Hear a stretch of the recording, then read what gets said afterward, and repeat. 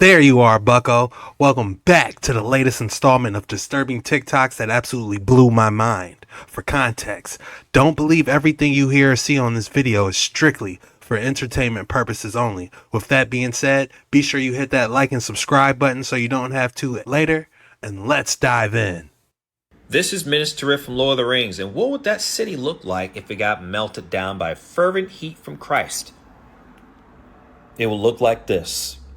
You see this? This is in Oregon. This is John Day Fossil National Park in Oregon. Melted down. This is a building. You guys see how this is a building? This is like some Tartarian looking stuff in Lord of the Rings. And this probably looked like that. And it got melted down in the 1st century when Christ returned with fervent heat.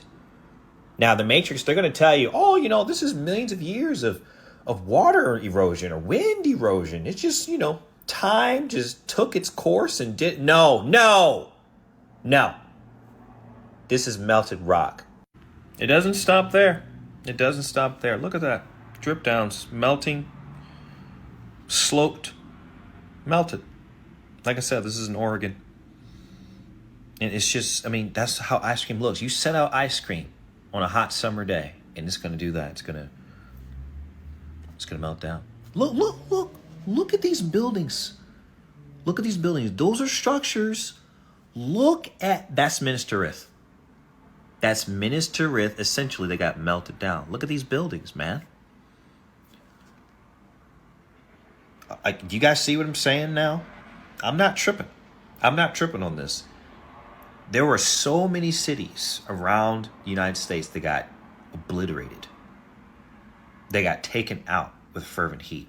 Clearly, this is a stone city that was melted down. Hey, man. Oh, it's just natural. It's natural. It's just millions of years. Okay? You can believe the Matrix programming if you want to. But they're lying to you. They don't want you to know the truth about this earth. They need you to believe those textbooks and those officials, those pseudoscientists. No. I am absolutely a huge fan of the Lord of the Rings, and I can definitely see the correlation here. I'm just trying to imagine when it actually happened. What was it? Was it a spaceship going over it, shooting some type of photon beam? Was it, did the firmament crack open and you just see this hydro solar beam just come down? How did it happen? Fire and brimstone? All right, we have some crazy statues, ancient statues in India that we really can't explain how they made this. Look at the precision. How do you carve the inside of that granite? It looks like it's made of granite.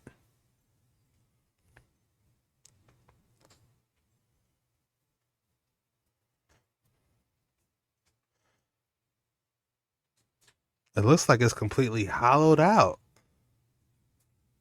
And of course, there's a giant bowling ball inside this statue. I believe that's a lion dragon from China or something like that. And look, it moves. It actually rotates. What purpose did it serve?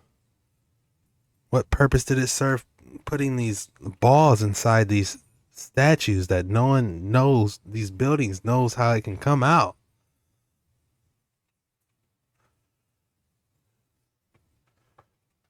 I'm starting to think this was like a giant machine.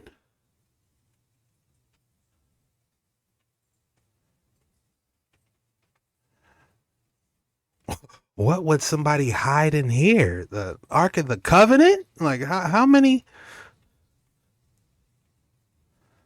Who's going to remember all that?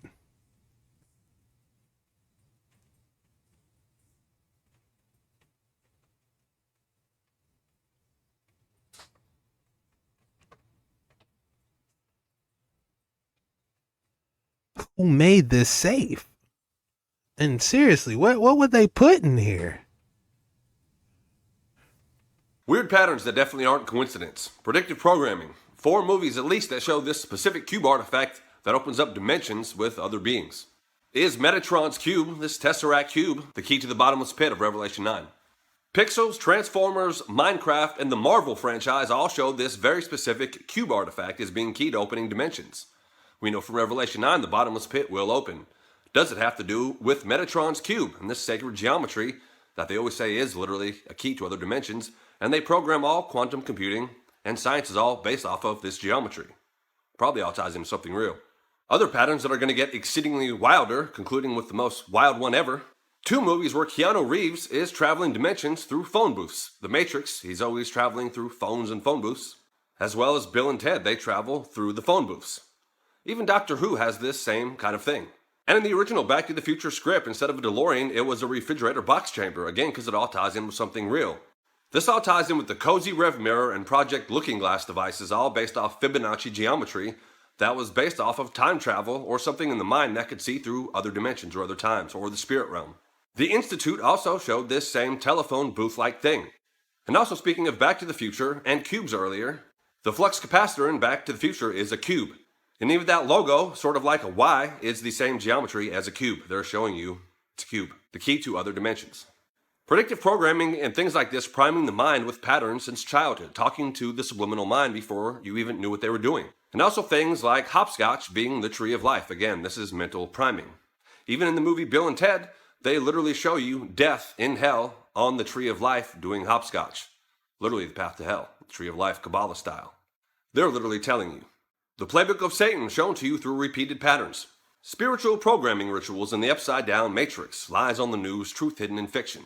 Inserting ideas into the collective conscious like time travel, messing with time, different dimensions, alternate realities. It really all has to do with the mind and alternate identities. Speaking of the mind, there are 2 movies where Ben Affleck wipes his own mind and then is searching his own set of clues. Paycheck and Hypnotic. 2 movies where Matt Damon has people go into the brain, wipe out, and reset memories. 3 if you count Elysium, where they had the sleeper super soldier with the initials MK, as an MK Ultra.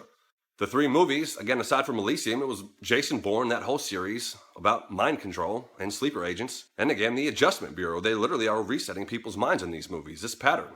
Astrology-based demon casting, all movies are cast based on astrology, when they were born, what demons they connect to, what demons they can manifest through them and attract other souls through their ritual productions. Check out more of my predictive programming video recently on my YouTube channel. Also through this I remember Men in Black. Men in Black, does the flash. That makes them forget about everything. For some reason, I'm thinking about Minority Report. It's been a while since I watched that. symbology, they talk to the subliminal mind through cues or strings of words or certain activator words or phrases. Check out this subliminal imaging from the movie Pagemaster. Check out Macaulay Culkin's cartoonized foot position. It's in the exact shape as the Freemason square and compass. And again, also his name being Tyler. Tyler is a position in Freemasonry. This entire movie is nothing but a Freemasonry initiate ritual. And it all ties into a much larger, weirder, and esoteric weirdest pattern I've ever seen. Before I tell you the weirdest one in close, let me know in the comments if you've noticed any other mega patterns that they're predictive programming the masses with. The weirdest pattern of all, in 4 different movies, there's a pattern of somebody going through this very specific tunnel and then Christopher Lloyd being on the other side with some sort of change and a rainbow. You'll see this in Roger Rabbit when they go through this exact specific tunnel, which is the Griffith Observatory tunnel in California. It leads to the gateway of the cosmos. All ties in with esoteric belief systems. But you'll see in Roger Rabbit, as soon as they go through this specific tunnel, on the other side, they get cartoonized, the entrance to Toonland, the rainbow, and then Christopher Lloyd is waiting right there. Aside from Roger Rabbit, you'll see this in Pagemaster. This exact thing. Macaulay Culkin rides through this exact same Griffith Observatory tunnel, leading to the gateway of the cosmos, which then he's greeted by Christopher Lloyd and is cartoonized with the rainbow. In Back to the Future, Marty McFly in part 2, he goes through this exact tunnel again, and then on the other side of this tunnel, Christopher Lloyd is waiting there for him in the DeLorean, where he lets down a rainbow rope for him to climb up to the DeLorean, flying. And that same tunnel, I believe, was on Harry Potter, where the Dementors were attacking him. Other dimension type of thing. And in Buckaroo Banzai, you see this again in the exact same tunnel with actually Christopher Lloyd driving through it this time. The ultimate weirdest pattern, I don't have time to deep dive in it now, but maybe I will one day. But they all have the 88 pattern. Obviously, Back to the Future with 88 miles per hour. Buckaroo Banzai, there's 88 on the car. The side of this car looks exactly like the DeLorean. Other time travel movies, again, I mentioned like Bill and Ted, they end up time traveling to the 1988 World Tour. Again, with this 88 pattern with the time travel. This all has to do with the constellations, 88 constellations. Also, 88 being related to the Lionsgate, which you'll constantly see as another theme through these movies, going through a Lionsgate. And in Buckaroo Banzai, Bill and Ted, and Back to the Future, you'll see the same electric chord pattern, because it all ties into actual dimensions and gateways, certain tones and frequencies. This all ties in with the Wizard of Oz somewhere over the rainbow, and also the reason Dark Side of the Moon with Pink Floyd has the rainbow on it. This is all tied into this one giant alchemical thing I'll do a deeper dive on some other time. But the insane amount of movies that have repeated this predictive programming pattern is wild. We know the truth now here. This was found in Burrow's cave in Illinois. Let's keep going. This also was found at Burrow's cave in Illinois. Let's keep going. Burrow's cave, Illinois. They go to ships. Illinois, Burrow's cave. This is the entrance of the cave. Y'all see what I see? Let's keep going. Whoa. The Mississippi River. Here's a location. Look at the entrance of the cave. Looks just like the Angkor. And this is aligned with the summer solstice. We know the truth now.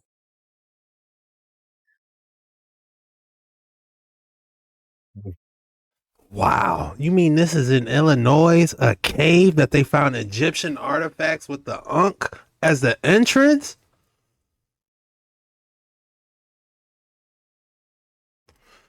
Man.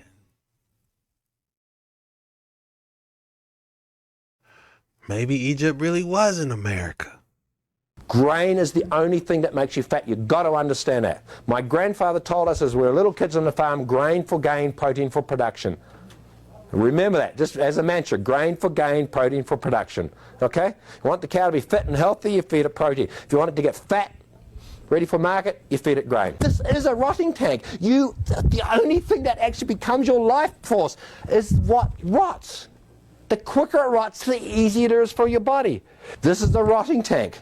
It only hurries up what happens naturally in nature. Right? That the stupidity of anybody says, don't eat meat, it's a heavy food, it doesn't rot, or it rots too easy, or it doesn't rot properly.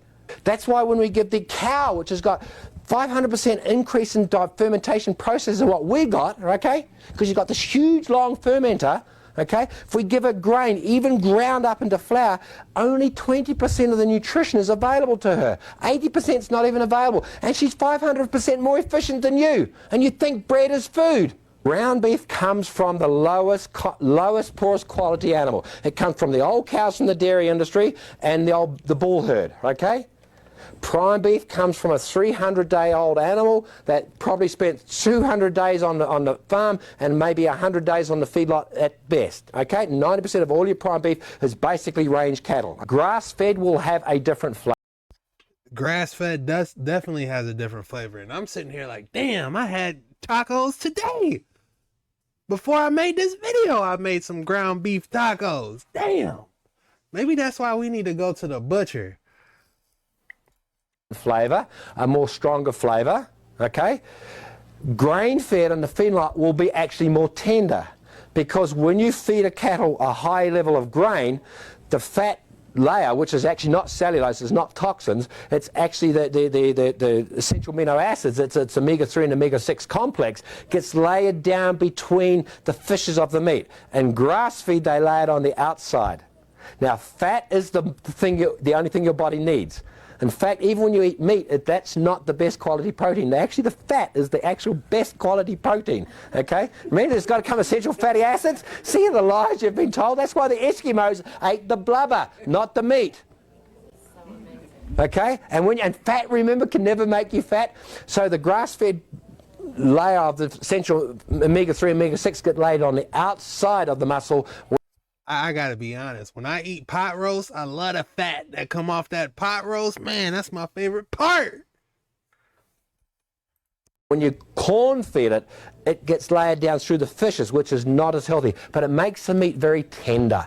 And that's what Americans think they want, okay? That's why when they go to New Zealand, which we've got no grain-fed beef, they can't. It's tough, and everybody bitches, but oh my God, this stuff tastes good. Yes, also when we look at the frequency of energy around the molecule through electron microscope, we've actually got a much stronger field on the grass-fed. Right. Yes, yes, yes. So it fires a bigger spark. Okay, now from the grass-fed, if you go catch a wild animal, it's even got bigger field. Okay, and we've done this very, very thoroughly in New Zealand at our Ruku Ag Research with the fish in the fish tanks, you know. Wonderful, healthy fish in the salmon tanks, okay? But when we look at their field, it's same nutrition, same total digestible nutrients even, but it doesn't fire the big enough spark because it hasn't got a big enough field or strong enough field, which can only be seen on an electron microscope with Kirlian photography. And so if it hasn't got a big enough field to start with, it can't capacitor charge. In other words... Damn, did you hear what he said? Kirlian photography. The captions translated it wrong, but he said they're using Kirlian photography on these animals to see the electromagnetic field is basically what I'm getting from this. Damn, this is deep.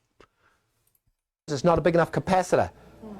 So the more in nature it is, the greater the capacitor build up here to fire a bigger spark. And remember, the spark is what becomes your life, not the food. Got to understand that, guys. It's the lightning strike that becomes you. Grain is the only thing that makes you... Who is this, man? Drop your thoughts in the comments below. Was he preaching or what? This unusual goblet, produced in the 4th century Roman Empire, is the only complete example of its kind. Known as the Lycurgus cup, it is a type of dichroic glass, which changes color based on lighting conditions. As light shines through the glass, a vibrant ruby red color emerges. However, as light shines directly onto its surface and reflects back to the viewer, the glass reveals a muted green. The ruby red color is achieved through the addition of an unlikely substance, but one with a long, rich, and luxurious history: gold. In ancient times, gold was used often in the form of gold leaf sandwiched between glass layers. However, at some point in history, it was discovered that gold salts as well as colloidal gold, when dispersed into molten glass, cooled and then reheated, brought out a brilliant ruby red. Alchemists in the 17th century were particularly vested in producing a recipe geared towards reliably achieving the satisfying ruby color. Gold ruby glass antiques produced in the 19th century and prior hold considerable value. This unusual goblet... Wow, an Alchemist cup. I'm not really exactly getting happy vibes from this Alchemist cup. It looks like something straight from the underworld. Do I want to drink from this? No. But is it cool? Yes. Maybe if they did one with like a tree on it, maybe. Not with a man yelling, looking like he's being tortured in hell. The ship is the largest Viking longship found in the whole world. It's 30 meters long, 6.5 meters wide, and weighs over 20 tons. And the total crew of the ship is upwards of 90 people. I'd be damned if I'm pulling this Viking ship that's 20 tons and you standing on top. Oh, hell no. If you don't get off this thing and help. The ship took over 3 years to construct, over 3,000 iron rivets. The ship is crewed by over 200 volunteers. The dimensions, the craftsmanship, the wood carving, the artistry, it's absolutely amazing. I want to be the dude that's telling them to row, row, row, you dirty dogs, row. I was inside of a ship about 18 feet in diameter and roughly 10 feet high to the domed ceiling, and there were 3 men on the ship, besides the one that had got off and invited me aboard. You keep calling them man. What do you mean man? Well, little green man? They were about 5'6". They came about to my eyebrows, and they could have walked in our clothes down any of our streets, and we wouldn't have paid any attention to them. And did you bring any proof off that ship? Were you alone in the ship?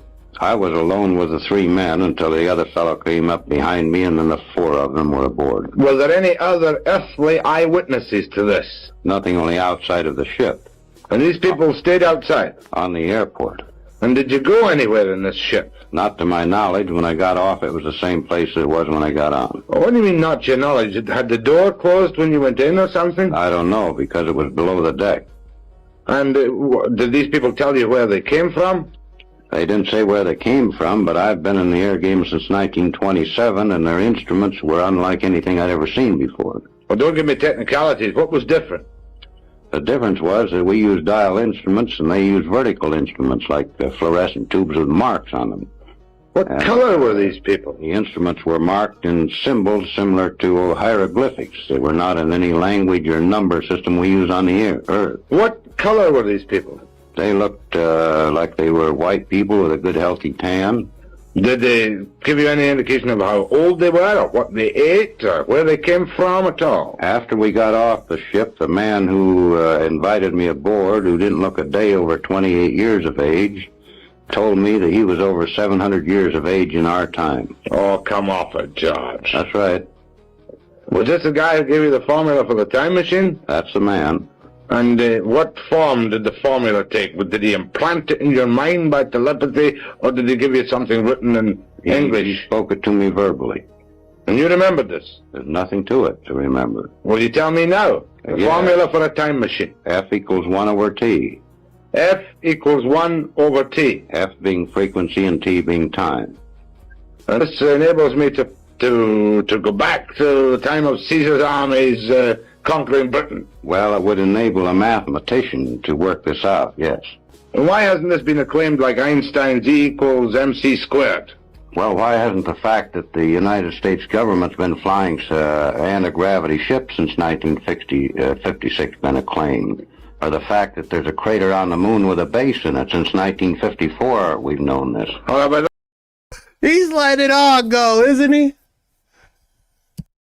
Let's get, first of all, the U.S. Why haven't the FBI clapped you incommunicado for breaking secrets that they want to keep secret in the United States? Well, possibly because they know this information is going to get out eventually anyway, and what I say won't make any difference. Now, you talked about a crater on the moon. Now, I thought all the moon stuff had been debunked and that nobody ever really knows what goes on the moon. What's this? Well, this is the Gassendi crater. This is 55 miles long and oval-shaped. It's in the Mare Humorum Sea, or on the edge of it.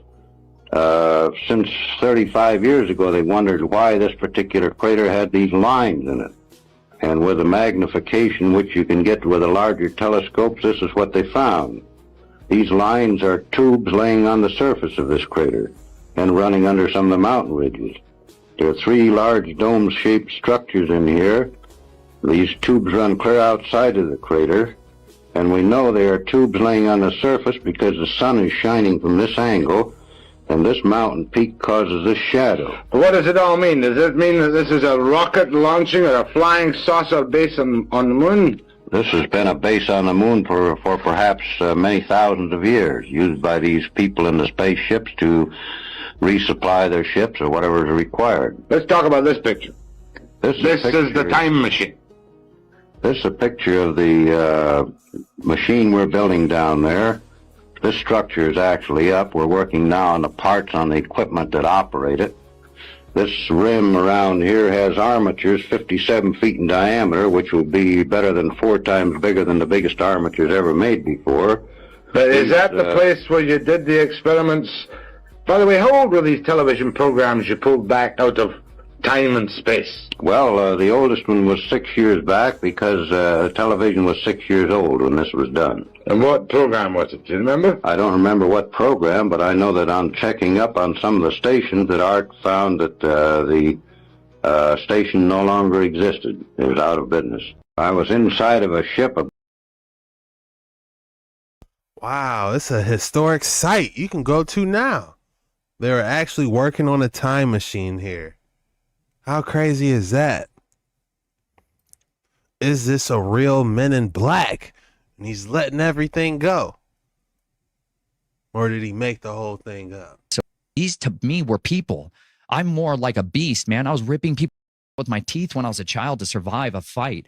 Like that does something to you when you try to see other children playing with a bat wing toy or whatever, and you're like, you're puking in the toilet. Yeah. Because of all the crap you just went through the night before, you know, and like you are unrelatable to men anymore. You can't comprehend the things that are in your mind when you have been defiled so systemically for so long. And so I just lived with dogs. I literally would flee into the yards with people and I would crawl into the dog loose and just survive the night. But then that wasn't enough, man, because these were city dogs. Then I started looking for the feral ones, man. I started looking for the coyotes, you know, and then I started looking for the wolves and crawling into their dens because I can imitate any of them, man. I can crawl around like a dog and be like a serious? dog. You bet, man. Wow. You can get them to take you in if you know their language, if you know their gestures. You can learn all of this stuff, man. And like when you're little, when you're like a child, they'll treat you different, you know? Yeah. And they like, man, I literally ended up living with these things. And they're like, I have this love for wolves because of that, because I've understood what a companion can be when you're desperate and distraught. And like, these were my best friends. And that sounds so weird to people, but like when I was a child, I bonded with the animals. I wanted to murder because people were monsters. I couldn't imagine a world of the living. I got so lost in the world of the dead.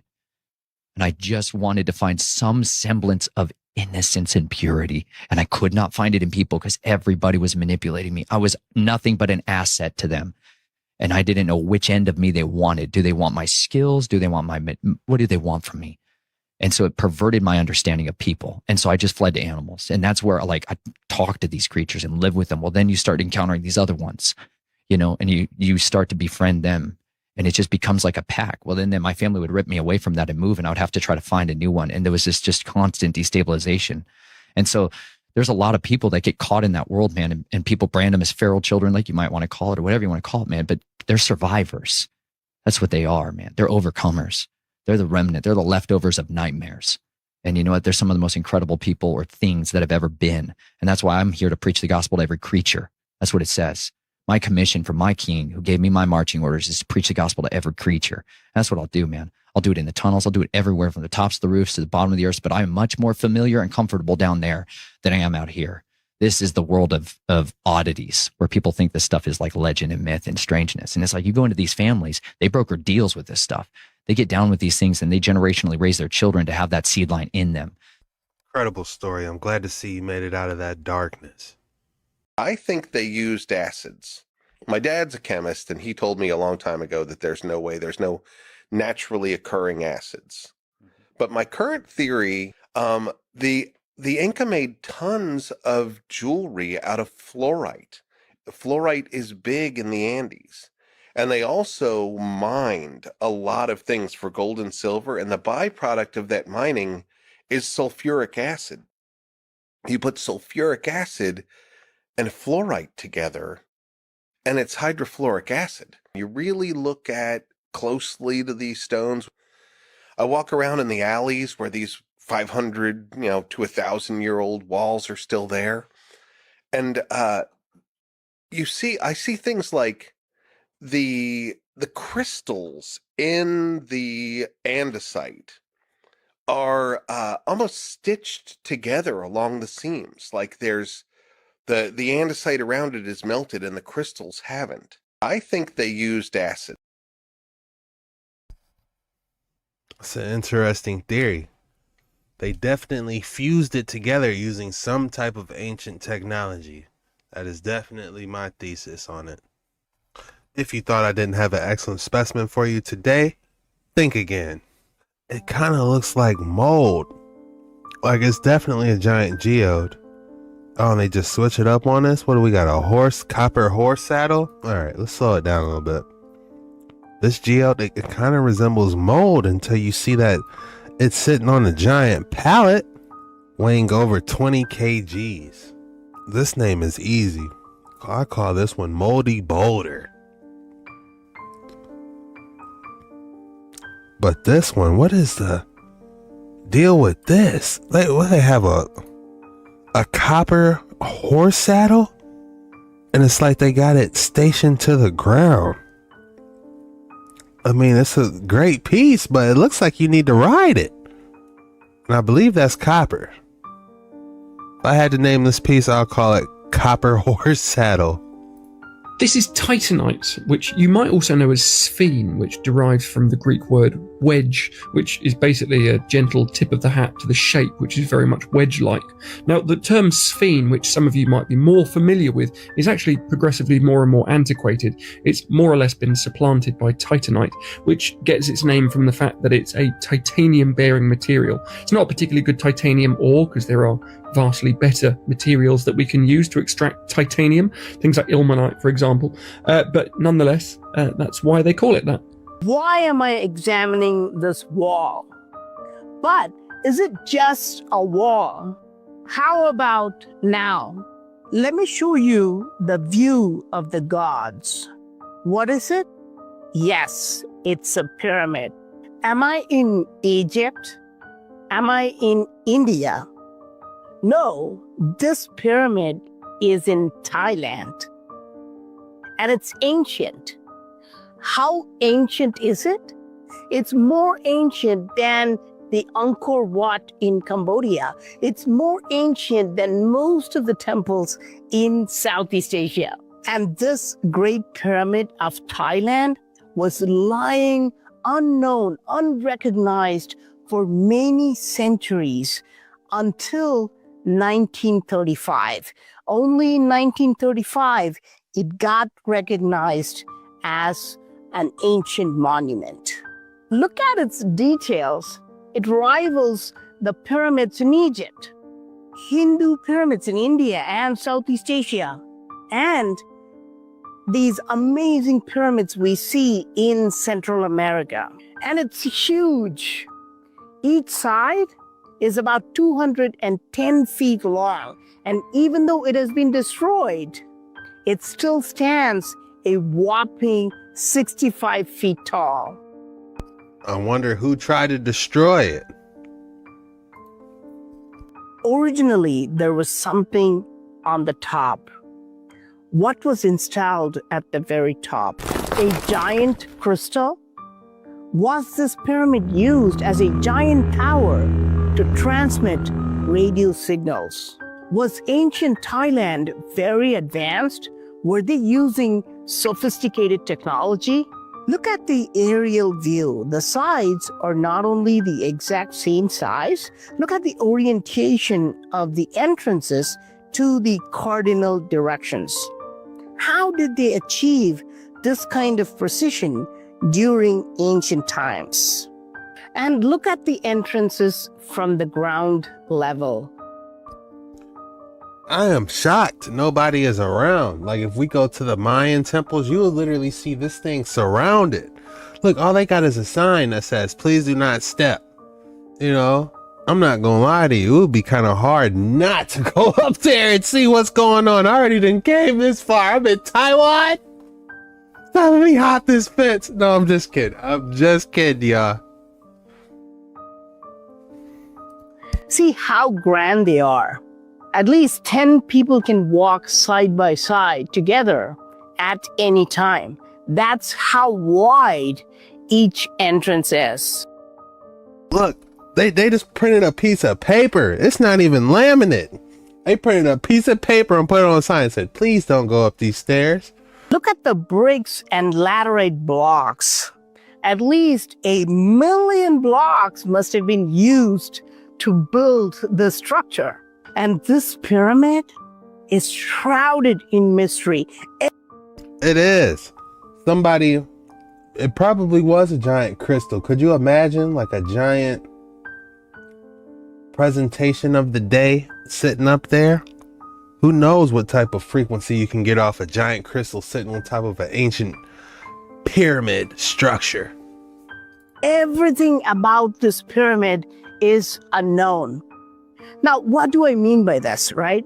For example, what's the original name of this pyramid? Nobody knows. People call it Khao Klang Nok, which means the mountain on the outside, but nobody knows the original name of this pyramid. Obviously, this is not the original name of the pyramid, but there is a name, an ancient name associated with this region. Khmer? No. Angkor? No. Ayutthaya? No. It was called Darawati. And this name, this culture, is more ancient than all the cultures I just mentioned. Darawati means the city with many gates in ancient Sanskrit, very similar to the city of Dwaraka, once ruled by Lord Krishna. I mean, look at these Tartarian symbols. All these, buildings, all these different ancient buildings, they look the same. But India's is one of the most impressive. Shout out to Preen Mohan. This is a long one. So go ahead and get you something to drink, lock in and buckle up, because we're diving into this, one of the world's oldest pyramids. And it's not in Egypt and it's not in Central America. City of Dwaraka, once ruled by Lord Krishna. But how old is this pyramid? Even by conservative estimates, it is about 1,300 years old. Yes, this is the standard timeline given by mainstream archaeologists. But it could be much, much older. Is it possible that this pyramid in Thailand was built thousands of years ago? And what religion does this pyramid belong to? Experts say this is a Buddhist monument. They compare it with the Borobudur temple in Indonesia. Was the Great Pyramid in Thailand built to honor Lord Buddha, the enlightened master who still inspires 500 million people today? But did a question pop into your mind? If this is called the mountain on the outside, is there a mountain on the inside as well? If you did think of this question, you deserve a pat on your back. Yes, there is a mountain on the inside as well. Inside what? An ancient city. But I cannot walk there. I have to drive to get there. Let's go. This city is so large, we cannot walk there. We have to drive to get there.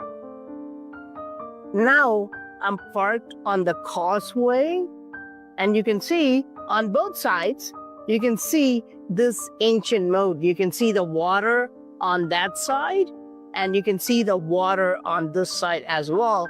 And if you look far away there, you can see another causeway there. Now, let's go inside and see the mountain on the inside, okay? You see this? What is it? Is this a mound? Is this a destroyed pyramid? This is called Khao Klang Noi. This means the mountain on the inside. But why do they have these canopies at the base of the structure? Let's go take a look. You see this? Now, what is this? And what about this? Oh my goodness, it is a complete mystery. The lips, I'm seeing some giant hoop rings and some big lips. I don't know if this is a dude trying to carry something on his back, but I'm seeing like a bun.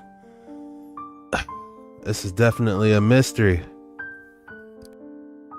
Here. Yeah, these are definitely dudes holding this building on their back. It almost looks Mayan, doesn't it? Here and here. What are they? Are they human or are they something else? And it's not just humans or humanoids. We also see animals here. You can see a lion here, and you can see a monkey here. But what are they doing? And they're shown with different facial expressions. This one is smiling, this one is in pain, and this one is angry. And what are they doing? They're bearing the load of this temple. They're bearing the weight of this entire temple using their shoulders and heads. You can see them literally holding the temple, making sure that the temple does not sink into the ground. Do these load bearers have a name? Yes, they're called Varavahakas, which literally means weight bearers or load bearers in ancient Sanskrit. Interesting. The load bearers. In ancient Sanskrit, the word Vara means weight and Bahaka means bearers. I was exploring through the remote northern mountains of Peru looking for ruins and ancient rock paintings when I came across this man who lived on a farm and immediately noticed that he had green eyes. Well, that's strange. It's rare to see anything but brown eyes in Peru, especially this far out. He told me that his family is native Chachapoyan and his ancestors had always lived here on this exact same spot. Sure enough, there were pre-Columbian Chachapoyan ruins and artifacts surrounding his home. When I went back to Chachapoyas, I met more people with blue and green eyes. Apparently it's pretty common here, and there are even Spanish chroniclers that wrote about the blue-eyed people of Chachapoyas. Recently, a mask in Lima was discovered on a mummified body, and this mask curiously had blue eyes. It's a sensitive topic that usually comes along with accusations of racism in the comments, which is ridiculous because many of the native oral histories themselves tell stories that would match up with this rogue migration theory. But I actually think it's racist to just discount the many Native American oral histories that talk about fair-skinned people with light eyes.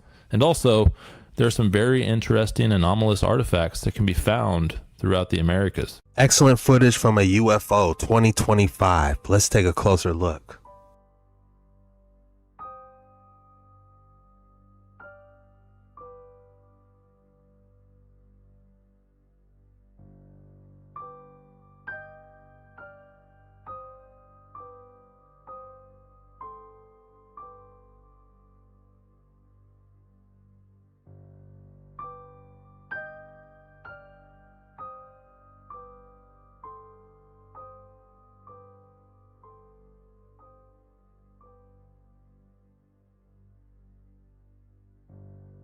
Why was I getting Silver Surfer vibes? Like he's riding something.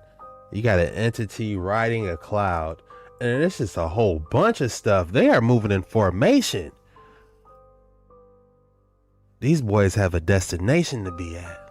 What are they and where are they going? Are the questions running through my mind.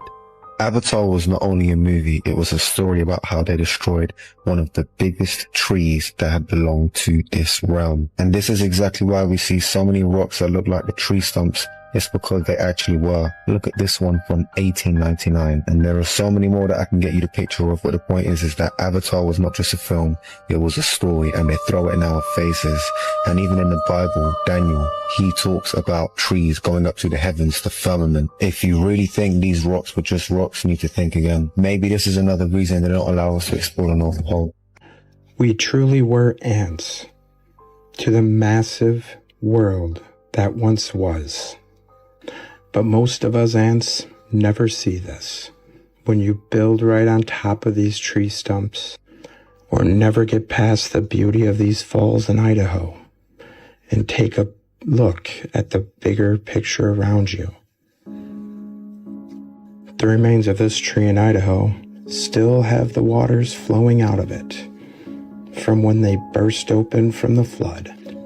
Even easier yet to fool most of us ants when you tell us these are all just random ancient volcanic formations we build our houses on, or our lighthouses, or our farmlands.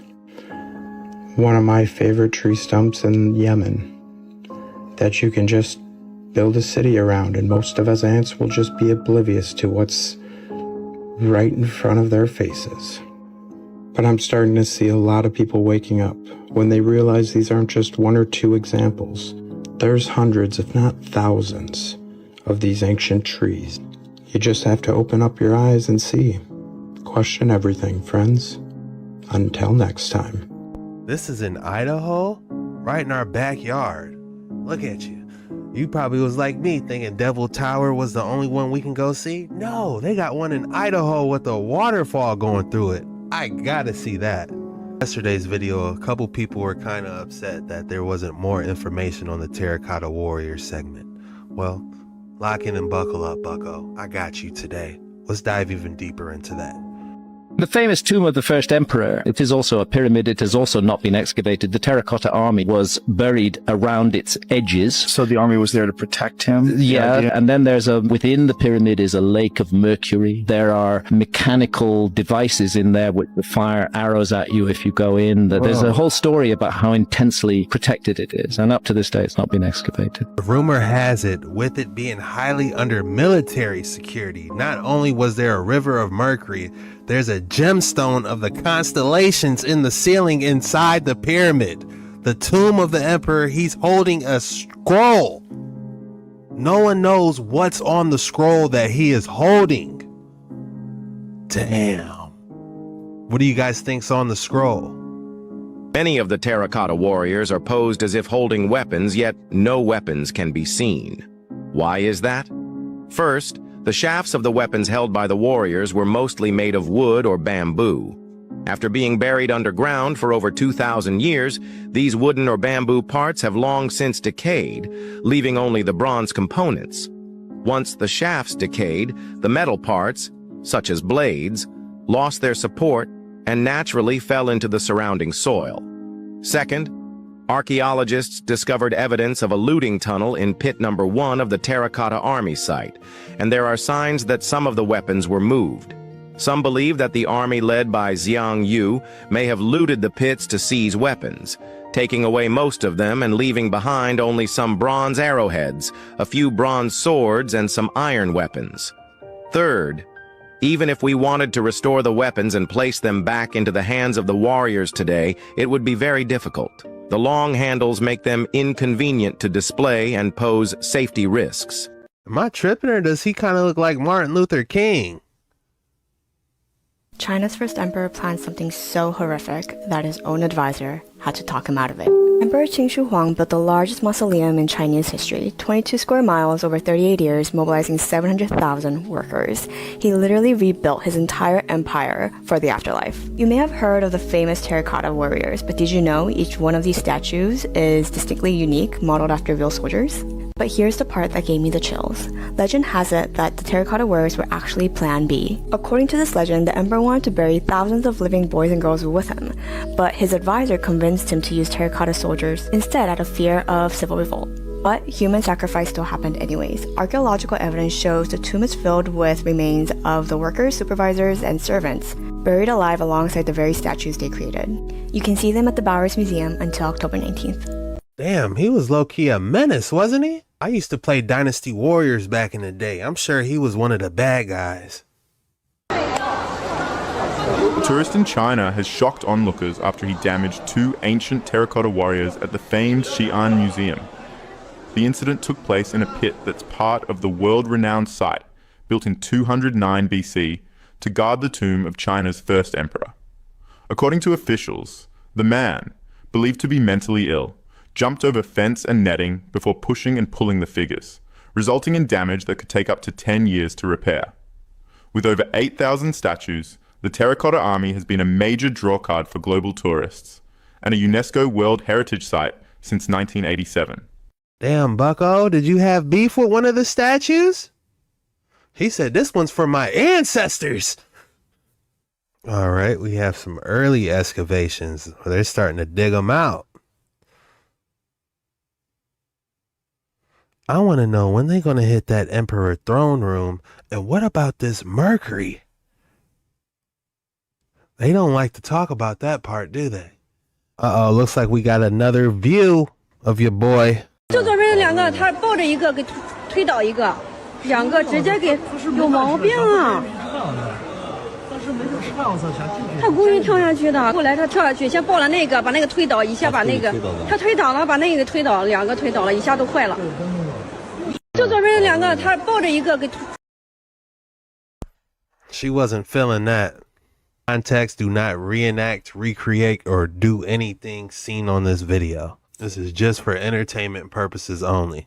Today, we know that mercury is one of the world's most toxic chemicals, but the ancient Chinese, they considered it to be the elixir of life. In fact, Emperor Qin, in his quest to live forever, mercury pills regularly. Not only did this not help him live forever, it very likely contributed to his death at the age of 50. The emperor's belief in Mercury may also mean his unexplored tomb is surrounded by rivers of the metal.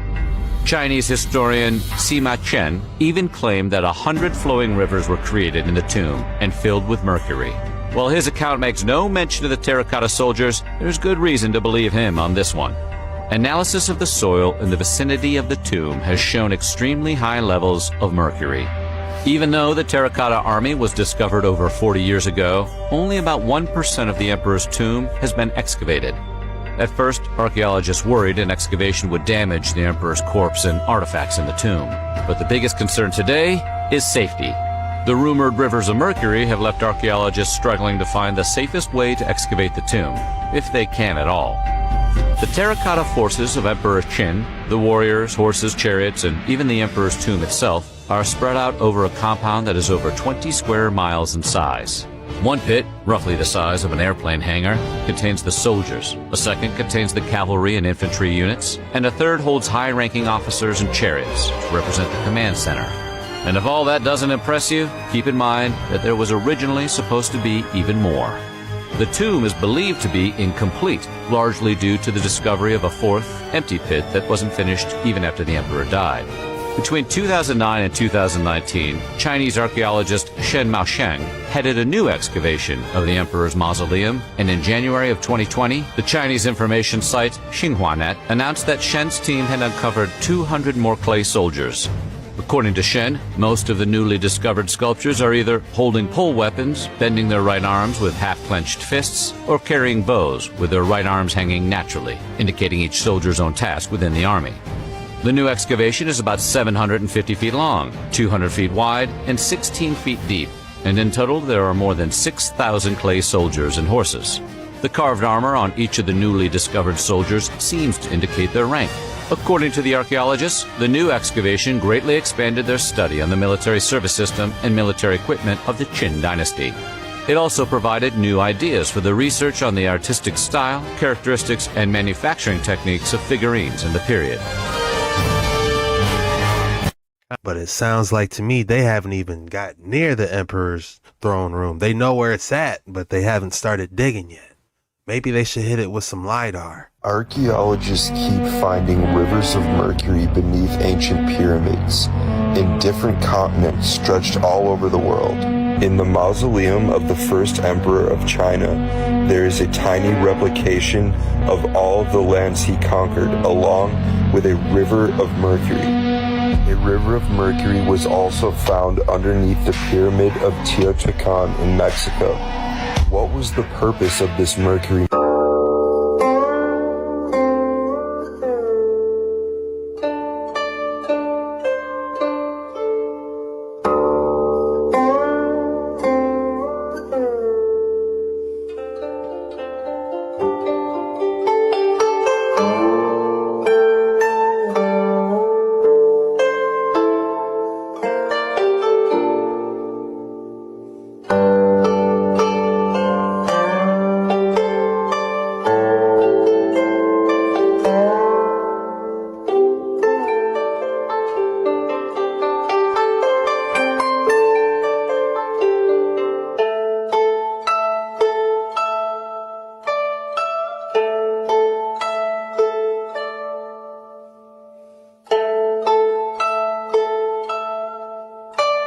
She was on one, wasn't he? This is a representation of China's first emperor, Qin Shogadani, and he tried to extend his life. It wasn't enough that he was the first emperor of China. He thought himself a god, and he sent his acolytes all across the world to find herbs and various substances to keep him alive. And he tried one of the first homeopathic things that probably cost him his life. So he probably died of mercury poison because he was mercury in the hopes that what doesn't kill you makes you stronger. And he's the one that had the clay army buried with him to protect him in the afterlife. But of course it didn't protect him in this life. So here's his little buddy bringing him some mercury. He would be the first one to get in line for Dr. Fauci and Bill Gates' So much like that, you're. Have you heard of the Terracotta Army? Yeah. In China? yeah. Dude, that is crazy. I wanted to talk about that a long time ago. Dude, because it's nuts. It was when Alex was on and he mentioned something with Mercury. Yeah. At Army that what did you call him? Terracotta. Terracotta, like the pot. Yep. The tomb in which that king is that they're guarding. Yeah. They haven't opened it yet because it's written down that his throne or his tomb or whatever is surrounded by a giant lake of mercury. So it's protected. It's like protected, and like they're like afraid to like unseal it because of the exposure of it. I don't know anything about the guy that was buried, but that is a crazy, because it's over 8,000 statues. Crazy. Yeah. 130 chariots with 520 horses. That's nuts. And it's literally all handmade, and they're signed by the person who designed them. It's crazy. Yeah. And it's like it's just a burial site. That's all it is. Yeah, who is this guy? Yeah, exactly. I don't know. I'm gonna have to do more research into it. But Isn't that kind of sad that we don't know his name? Yeah. And he put all this effort into we'll Google or they did it for him. Like as a tribute or honor. I don't know. It's crazy. Like what I saw, they wrote down that his resting place, he wanted to make it look like his house was like overlooking the ocean. But yeah, crazy stuff. Yeah. I'm starting to think they got some type of mercury rectifiers under there and they trying to turn these boys back alive. That's what I'm starting to think after that alchemy episode yesterday. An ancient weapon, estimated to be 2,300 years old, was discovered in a tomb among the ruins of Qinyang, in central China. When the sword was drawn from its scabbard, researchers were astonished to find that it had not rusted despite the passage of time. It remained sharp, shiny, and nearly in perfect condition thanks to a layer of oil inside the scabbard that helped preserve the blade.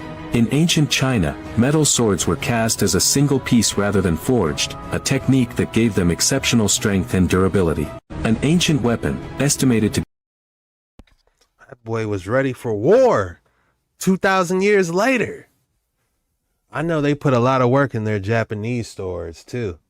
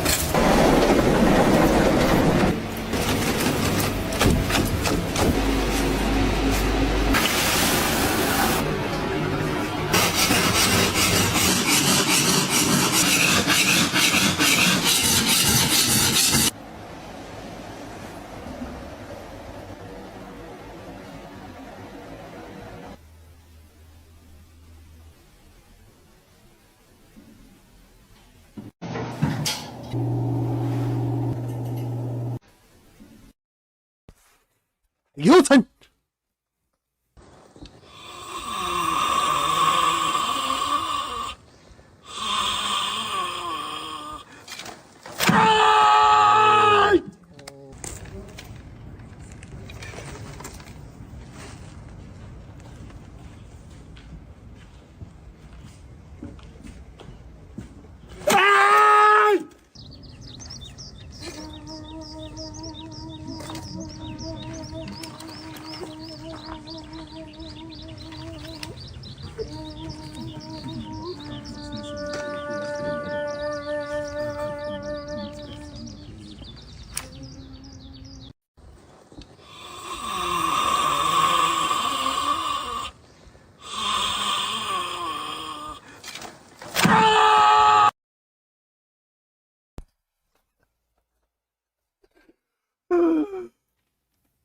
He must have not enjoyed that book.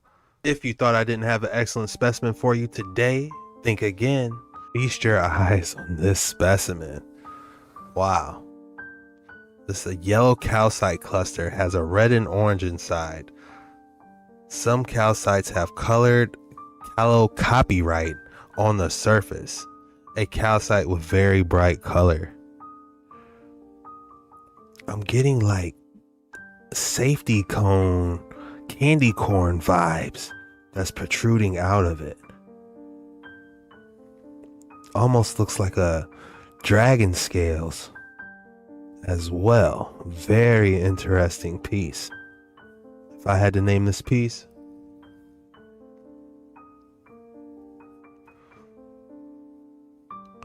I would call this Hidden Flame Dragon. Terracotta warriors made using living humans? The truth about this Chinese marvel emerged when one of the terracotta warriors cracked open. These warriors, considered the eighth wonder of the world, have puzzled researchers for ages. Many questions surrounding them have remained controversial. For instance, who were they guarding? How were they made? When it comes to these figures resembling real humans, the burning question arises, were they crafted using living humans?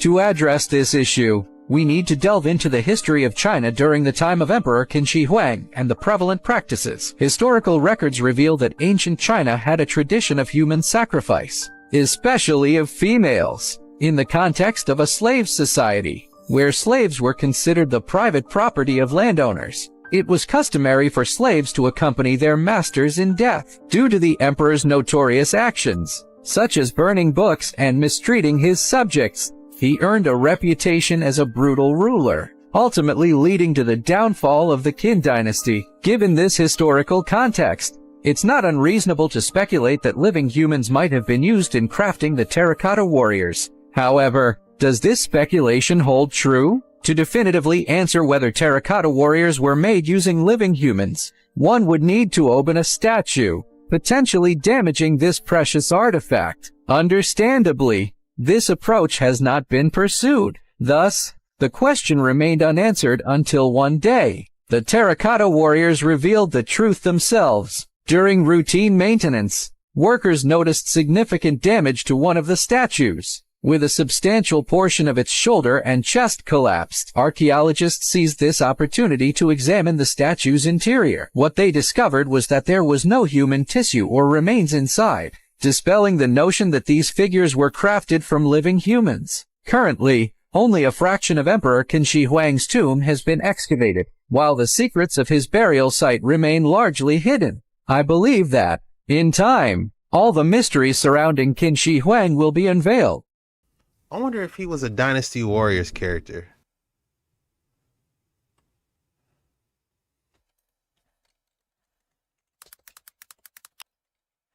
Is Quan Shi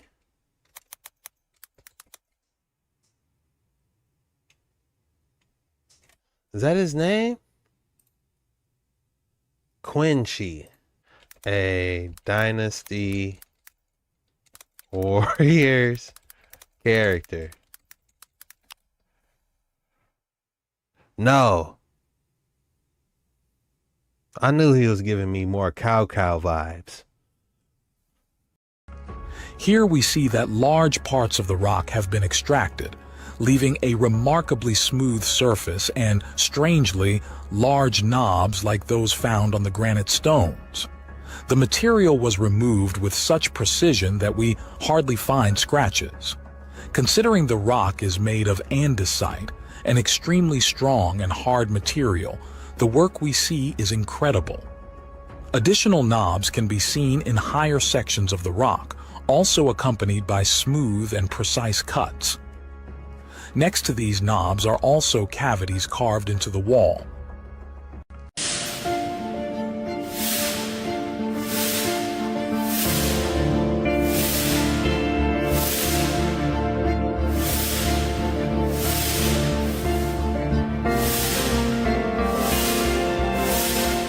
This incredible megalith weighs 800 tons and is carved from a single piece of granite.